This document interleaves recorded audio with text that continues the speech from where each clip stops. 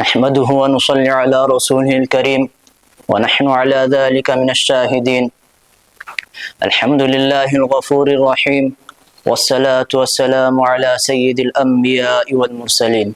اما بعد، بسم اللہ الرحمن الرحیم. حدیث مبارک میں آتا ہے کہ رسول اللہ صلی اللہ علیہ وسلم نے ارشاد فرمایا، جو شخص ہمیشہ استغفار کرتا رہتا ہے، اللہ تعالی اس کے ہر تنگی سے نکلنے کا راستہ بنا دیتا ہے اور ہر غم سے نجات عطا فرماتا ہے۔ استغفار کا مطلب ہے کہ اللہ تعالی سے اپنے گناہوں کی معافی مانگنا۔ رمضان گناہوں کو جلا دینے والا مہینہ ہے، تو اس لیے ہمیں چاہیے کہ چلتے پھرتے، اٹھتے بیٹھتے استغفر اللہ کا ورد کریں۔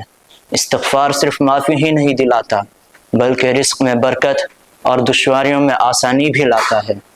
اور ایک حدیث میں آتا ہے کہ عن ابی ہریرہ رضی اللہ عنہ قال قال رسول اللہ صلی اللہ علیہ وسلم واللہ انی لاستغفر اللہ واتوب الیہ فی اليوم اکثر من 70 مرہ۔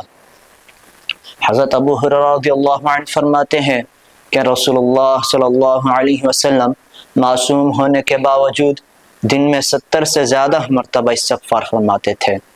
تو سوچئے کہ ہمیں اس کی کتنی زیادہ ضرورت ہے۔ اپنے زبانوں کو اللہ تعالیٰ کی توبہ اور طلب سے تر رکھیں۔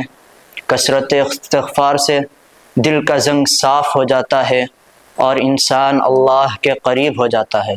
دعا کرے کہ اللہ تعالیٰ ہم سب کو توبہ نصوح یعنی سچی توبہ کی توفیق عطا فرمائے اور ہم سب کی مغفرت فرمائے۔ آمین۔ وآخر دعوانا ان الحمد للہ رب العالمین۔